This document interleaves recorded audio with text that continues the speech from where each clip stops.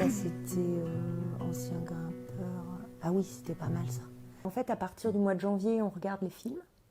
Donc là, cette année, c'était plutôt sympa parce que ça permettait de s'évader, vu qu'on n'avait pas trop de moyens d'évasion. Et après, comme on est 5 en tout, on regarde tous les films.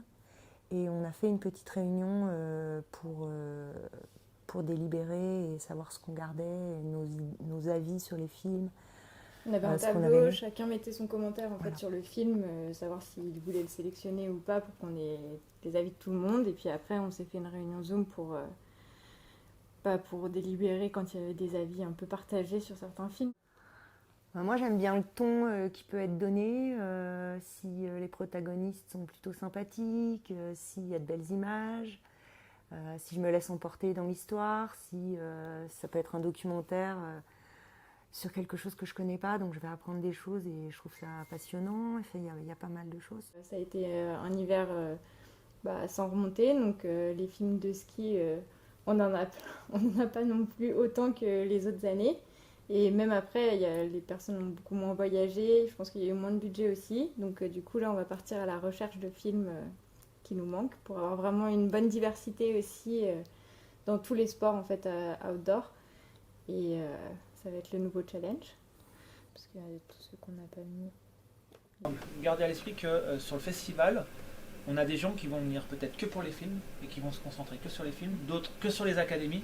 Donc en fait, il faut qu'on réponde à chaque partie de notre festival un comportement spécifique. Mais c'est parce que je vous l'avais demandé, chouchou. Et en plus, t'as le logo Miko et moi. L'avantage, c'est que je me fais pas pirater. Ah bah voilà. Bon, par contre, on peut pas avoir le fichier en commun là, va falloir... Non, pour les communs, je vous enverrai des photos que je mettrai sur le drive. Oh, mais on imagine. Ah, ça y est. Il y a en tract. Bah déjà, tous ces horaires-là, en semaine, je les ai pas. C'est clair. C'est le before. Ouais. Moi, je planchais comme ça. Mais moi, j'étais samedi, dimanche, jour explosif, tu vois. Donc 18h le lundi, tic-tac. Non, c'est M&M's. Faut qu'on se fasse sponsoriser. Hein. C'est jamais évident de tous se réunir là en live.